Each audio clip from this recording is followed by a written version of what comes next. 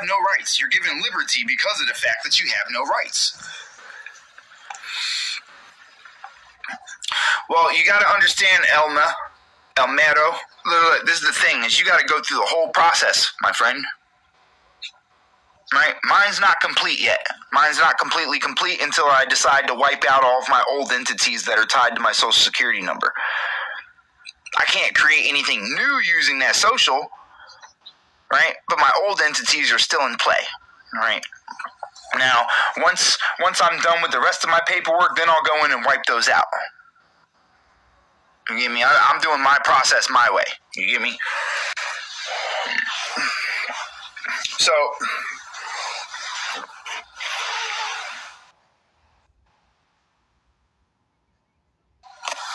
well, then you did it wrong without prejudice.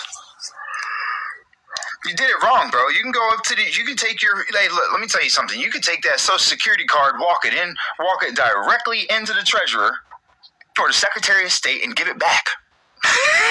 you can hand it back over and tell them to handle all of your affairs from that point forward. You could do that, bro. You don't have to do all this extra shit.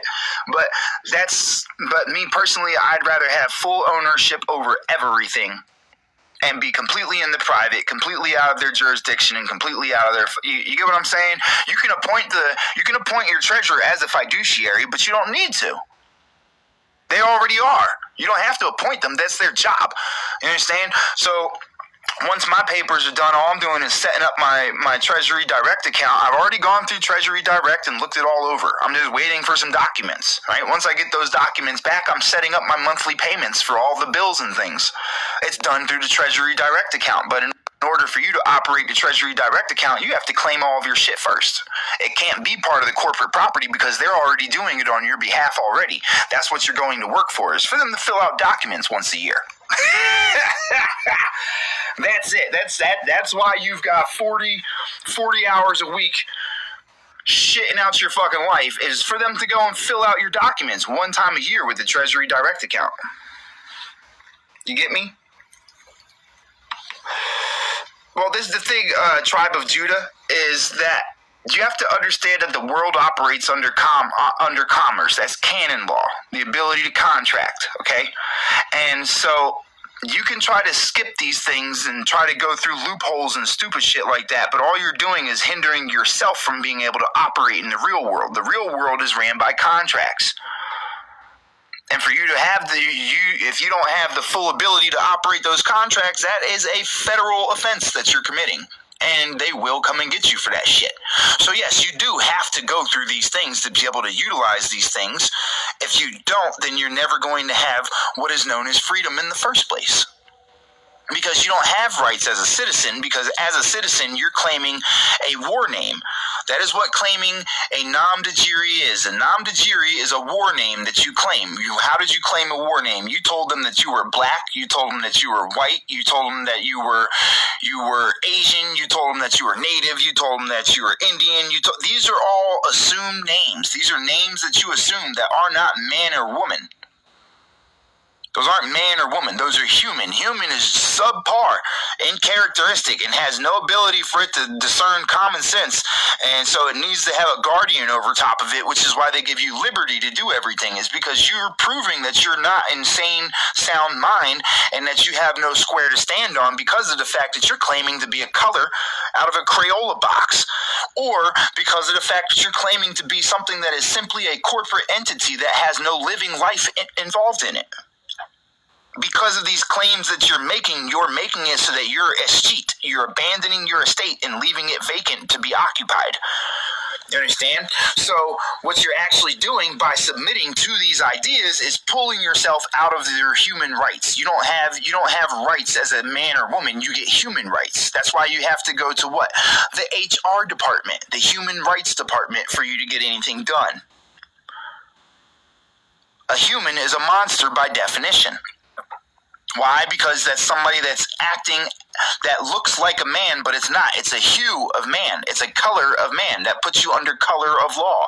Color of law is not law. That is corporate policies. which is why they can shut you down and lock you inside your house whenever they feel like, oh, we're putting you under martial law because you are a terrorist on your own soil, by definition. That's why you get warrants put out for your arrest whenever you do something wrong. A war rant. It's a cry for war. Why? Because you're committing war. You're committing an act of war when you do something that gets their corporation in trouble because they only have permission to be here. This isn't their land in the first place. And so if you operate inside of their system instead of operating as the living men and women that are in charge of that system, then you're always going to be a what? You're going to be a foreigner that's committing war. Anything that you do, you have to get licenses for. Licenses are only given for you to commit things that are illegal. It's illegal for you because you're not protected by law. Because you're not a living man or woman. You're a foreigner that's over here doing shit that needs permission to do shit on this land. And so because of that, you have a license. You have a license to carry, right? Even though you see, this is your clue right here, right? The men and women protected by the Constitution have an unalienable right to bear arms. The men and women that are under the Constitution have an unalienable right to free speech. The men and women that are under the Constitution have an unalienable right for them to travel from point A to point B unobstructed and unbothered. A citizen who is somebody that's not under the Bill of Rights, who's a 14th Amendment federal citizen, has to follow by the federal rules. You know that you're a federal citizen because you get paid in Federal Reserve notes. Look at your dollars. It says it right on it. Those are for federal citizens. Now, the thing is that a man and a woman have the ability to utilize those privileges. Right? Because it's a privilege for you to earn that Federal Reserve note, which is why you have to pay a tax just for you to be able to get it in the first place. Think about that. When you go to your job, right? When you go and sign up for your job, you have to fill out a tax form. That's because you have to pay taxes in order for you to have the privilege to work here because you're a foreigner in the first place. How do you think nobody remembers during the Bush administration that they said that all American citizens were considered terrorists through the Patriot Act, right? Why is that? Because as a citizen, you're not a living man and woman of the land. You're not. You're a foreigner. The citizen is created in the Corporation of the United States. The Corporation of the United States was established in 1776 with the Sultan of Morocco that gave them permission for the British colonies to establish and do commerce on this land, business. So by claiming to be a citizen, you're a part of that business, which means that you're a fucking Walmart employee 24 hours a day of your life. And as a Walmart employee, you are not in sound mind for you to be in charge of your biological property, which is why you have to sign the line of informant every time that you have a baby inside of their hospital, because if you don't sign that informant line, you're not leaving with that child. Because you've already proven that you're batshit crazy saying that you're a citizen that has not, you understand, you've already claimed that you're here on war terms. You're here as a citizen. Right? So as that citizen, you can't leave that hospital without signing that birth certificate because you don't have rights to that baby. That's you produced it, but think about it like this. If you go to a college, right? If you go to a college and you're in like the science department and you create some great device inside that college under that science department, you have to sign over a part of that to that college. Because it was their schooling, it was their equipment, it was their time invested in you, and so they take the majority of the profits off of that.